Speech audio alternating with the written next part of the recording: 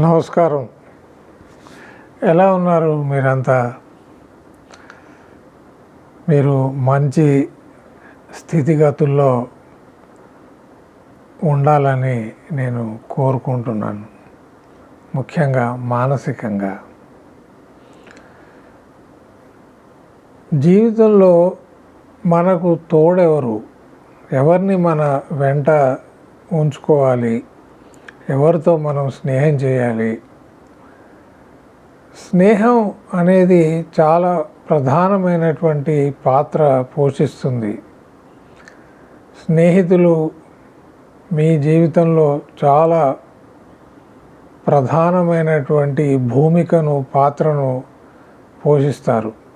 అలాగే మీరు ఎవరికైతే స్నేహితులుగా ఉంటారో మీరు కూడా చాలా విలక్షణమైనటువంటి, చాలా ప్రాధాన్యత కలిగినటువంటి పాత్రను పోషించగలరు. మంచి స్నేహితులను మీరు కలిగి ఉంటే 50% మీ జీవితం సఫలమైనట్టే. చాలా కష్టం మంచి స్నేహితులు దొరకడం.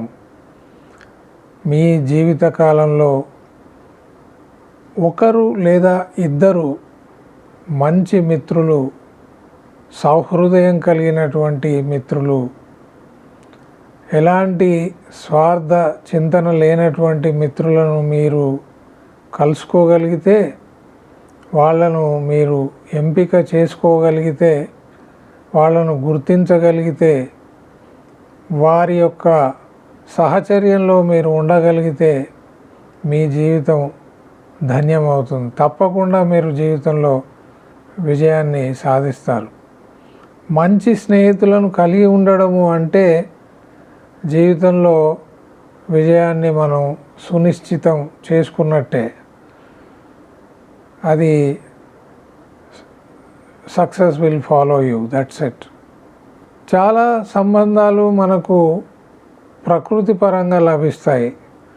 పుట్టుకతోనే మనకు తల్లిదండ్రులు, అక్కా చెల్లెళ్ళు, అన్నదమ్ములు, తర్వాత చిన్నాన్నలు, పెద్దనాన్నలు, ఇలాంటి బంధుత్వాలు అన్నీ కూడా మనకు ప్రకృతి సహజంగా కలిగినటువంటి సంబంధాలు. వీళ్ళంతా మన తోడు ఉంటారు. జీవితం చివరి వరకు మన తోడు ఉంటారు. మనం వాళ్ళ వెంట ఉంటాం. సరే, వెంట ఉంటూ ఎంత సహాయకారిగా ఉంటాం, ఒకరికొకరం మనం ఎంత సహాయం చేసుకుంటాం అనేది అదొక పెద్ద question mark. That's $1 billion question.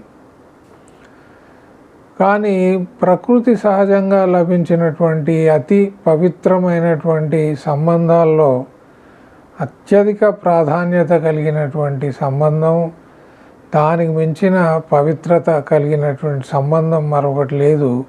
అది తల్లి తండ్రి. కాలక్రమేణా అక్కా చెల్లెళ్ళు, అన్నదమ్ములు, మిగతా బంధువులు అందరూ కూడా మన వెంట నడుస్తారా లేదా, మనం వాళ్ళ వెంట నడుస్తామా లేదా అనేది చెప్పడం కష్టం. కానీ మన యొక్క యోగక్షేమాలు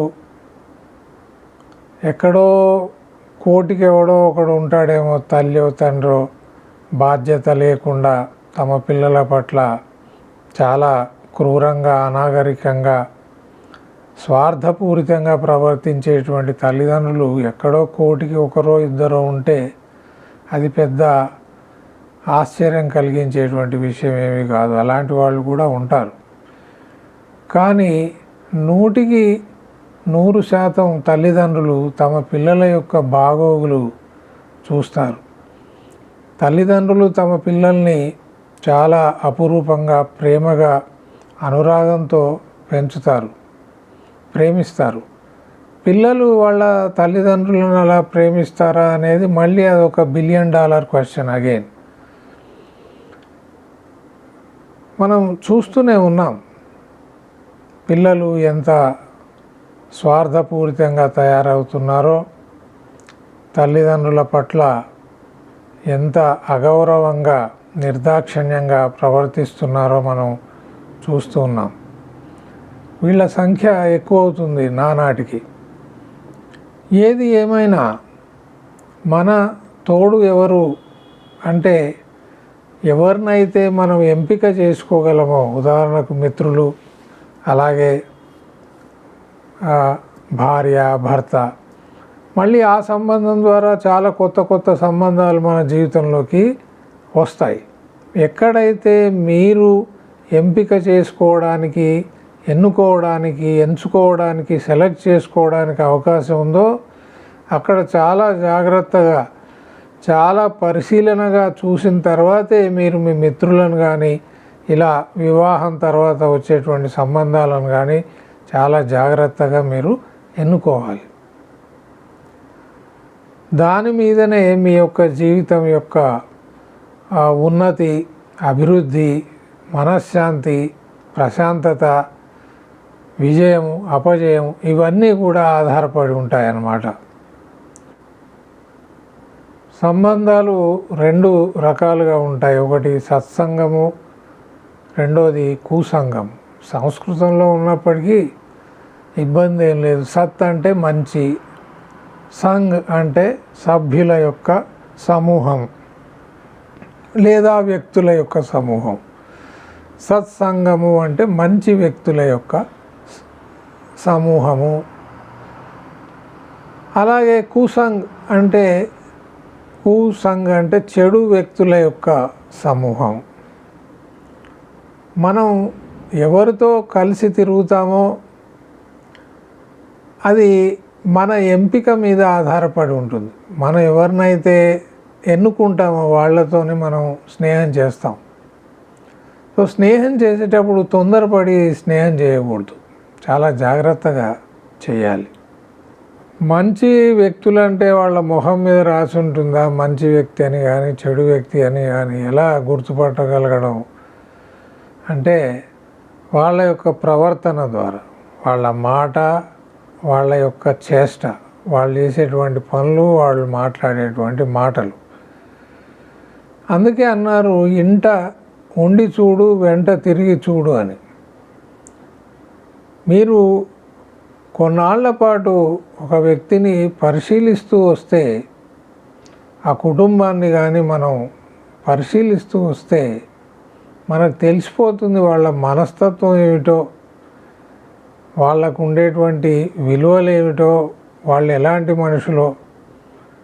అప్పుడు వాళ్ళతో మనం స్నేహం చేయాలి లేదా బంధుత్వాన్ని మనం కలిగి ఉండాలి. దీంట్లో తొందరపడితే నష్టపోయేది సదరు వ్యక్తియే. మీరు తొందరపడితే నష్టపోయేవాళ్ళు మీరే. మంచి వ్యక్తుల యొక్క సమూహం మనకు దొరికితే మనం తప్పకుండా జీవితంలో చాలా ఉన్నతమైనటువంటి భౌతికమైన, మానసికమైన రెండు స్థితులని చేరుకుంటాం.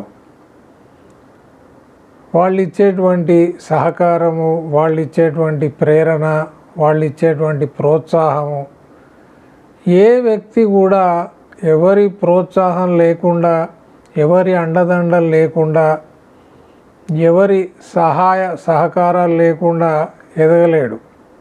మనం ఆకాశం మీద నుంచి ఏమీ ఊడిపడలేదు కదా. మనం మనుషుల మధ్యన పుట్టాం, మనం మనుషుల మధ్యన పెరుగుతాం, మనుషుల మధ్యలోనే మనం పోతాం.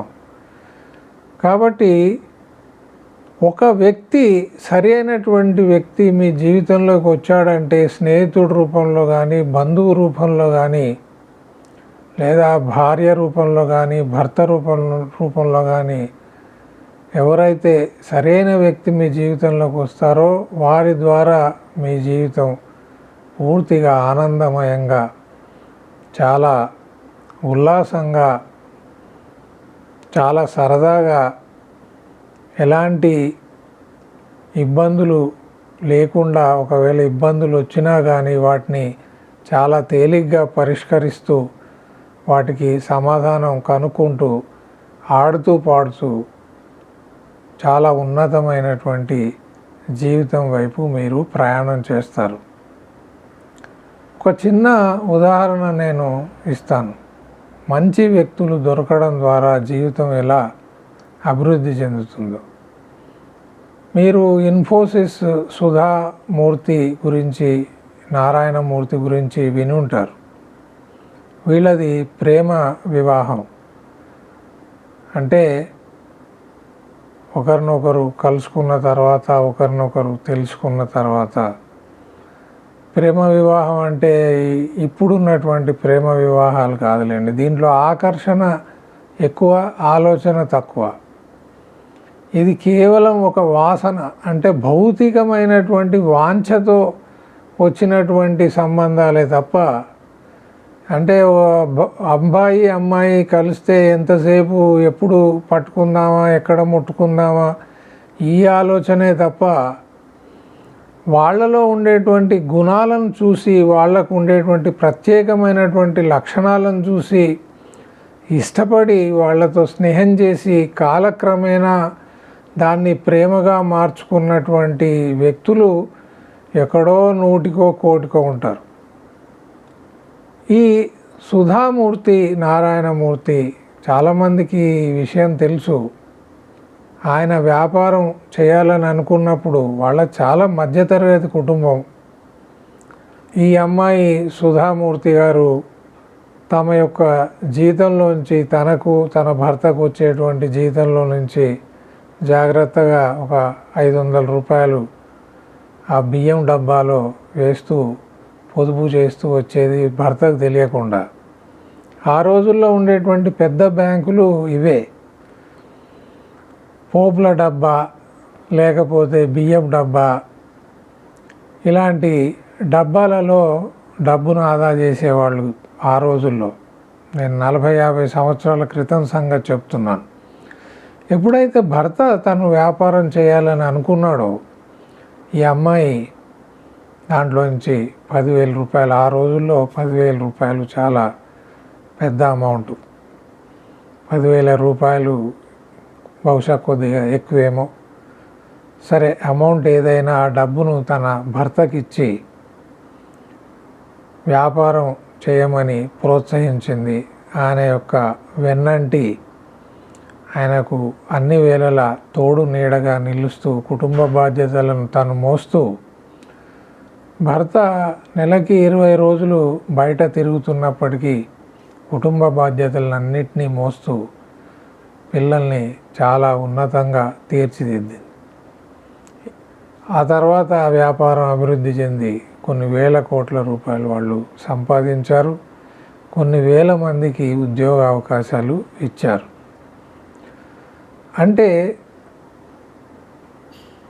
ఆవిడే కనుక నన్ను మీరు ఎక్కడా తిప్పట్లేదు, మీరు ఇంటి పట్టున ఉండట్లేదు అని కానీ, తను కిట్టి పార్టీలకి అలవాటు పడి స్నేహితులతో కాలక్షేపం చేసి సినిమాలు, షికార్లు, టీవీలు అని అనుకొని ఉంటే ఆ కుటుంబం ఇంత అభివృద్ధి చెందేది కాదు. ఇంట్లో ఎక్కడైతే మానసికమైనటువంటి ప్రశాంతత ఉంటుందో, ఎక్కడైతే చీకు చికాకు ఉండవో, ఆ ఇల్లు దినదిన ప్రవర్ధమానం అవుతుంది, దినం దినం అభివృద్ధి చెందుతుంది. భర్తలను హింసించేటువంటి భార్యలు ఉన్నారు, భార్యలని హింసించేటువంటి మూర్ఖపు భర్తలు కూడా ఉన్నారు. కాబట్టి సత్సంగము, సరైనటువంటి వ్యక్తుల మధ్య ఉన్నటువంటి సంబంధం వాళ్ళ యొక్క అభివృద్ధికి, కేవలం ఆర్థిక అభివృద్ధికే కాదు, మానసిక అభివృద్ధికి, ఆధ్యాత్మిక అభివృద్ధికి, సర్వతోముఖాభివృద్ధికి, అన్ని రంగాలలో వాళ్ళు సామాజికంగా, ఆర్థికంగా, ఆధ్యాత్మికంగా ఎదగడానికి వీలు కలుగుతుంది. ఎప్పుడైతే మనసు ప్రశాంతంగా ఉంటుందో, బుద్ధి ప్రశాంతంగా ఉంటుందో, ఇంట్లో ఎప్పుడైతే చీకు చింత ఉండవో, ఆ ఇంట్లో ఉండేటువంటి వ్యక్తులు సరైనటువంటి నిర్ణయాలు కనుక తీసుకొని శ్రమిస్తే తప్పకుండా వాళ్ళు వృద్ధిలోకి వస్తారు. అందుకని అన్నారు, ఇంట గెలిచి చూడు, తర్వాత రచ్చ గెలువు అని. రచ్చ అంటే బయట గెలువు అని. ఇంట్లో గెలవడం అంటే హింసించి తను చెప్పినట్లు నడుచుకునేటట్లు చేయమని కాదు, ఒకరినొకరు హింసించుకొని తమ మాట నెగ్గించుకోవడం అని కాదు.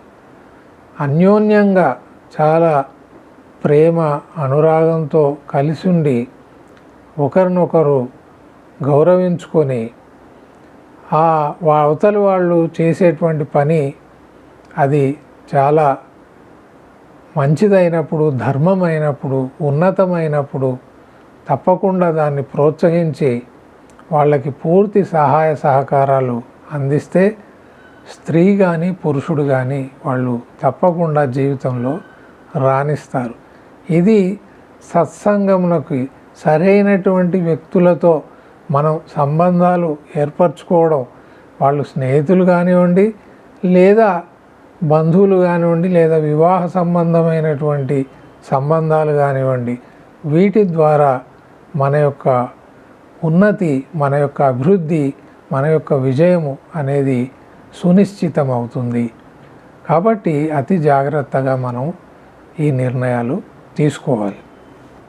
అలాగే మనం నిర్ణయాలు తీసుకునేటప్పుడు కూడా మన నిర్ణయం సరి అయినదేనా?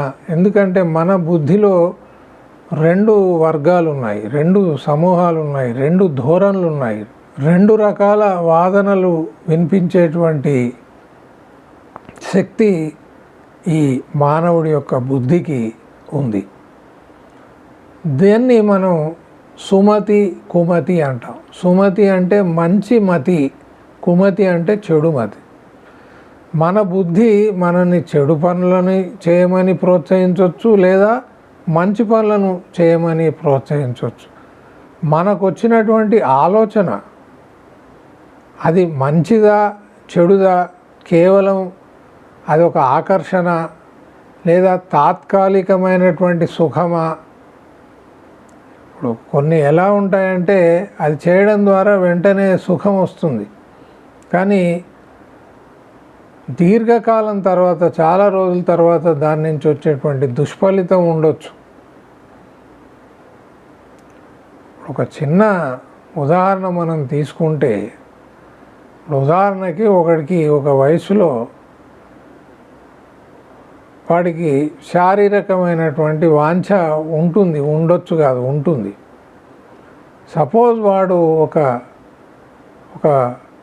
వేశ్య వైపు ఆకర్షితుడై, ఒక ప్రాస్టిట్యూట్ వైపు ఆకర్షితుడై, లేదా స్త్రీ కానీ పురుషులు కానీ వేరే రకంగా వాళ్ళు తమ యొక్క భౌతికమైనటువంటి కోరికను, వాంఛను తీర్చుకున్నారని అనుకుందాం.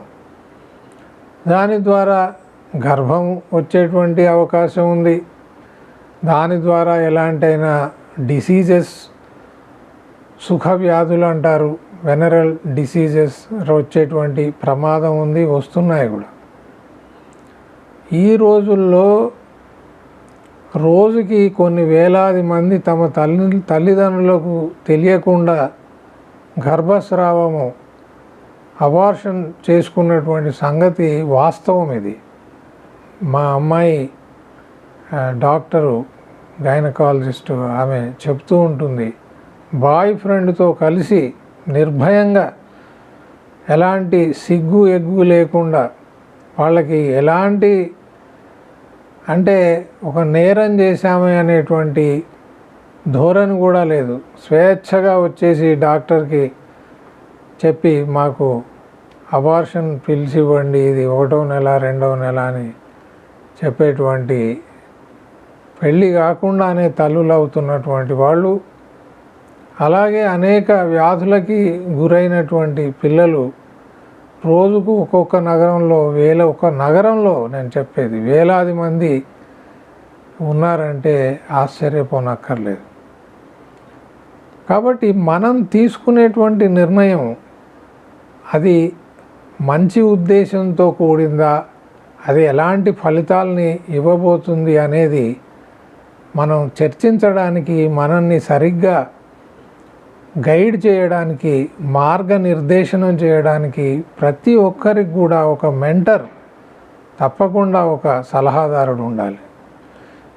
ప్రతి ఒక్కరూ తమ జీవితంలో ఆచితూచి ఒక వ్యక్తిని లేదా ఒక సంస్థను తమ యొక్క సలహాదారుడిగా ఎంపిక చేసుకొని, అది మీ బంధువు కావచ్చు, లేదా మిత్రుడు కావచ్చు, మీకంటే వయసులో పెద్దవాళ్ళు అయితే ఇంకా మంచిది, వాళ్ళ యొక్క సలహా సంప్రదింపులు లేక అలాంటి సమూహం యొక్క సలహా సంప్రదింపులు తీసుకొని వాటిని మీరు పాటించడం ద్వారా ఈ కుమతి అంటే మనలో ఉన్నటువంటి చెడు ఆలోచనకి దారితీసేటువంటి ఈ యొక్క మెదడు బుద్ధి ఏదైతే ఉందో ఈ బుద్ధిని మనం సరి అయినటువంటి మార్గంలో పెట్టగలిగిన వాళ్ళం అవుతాం.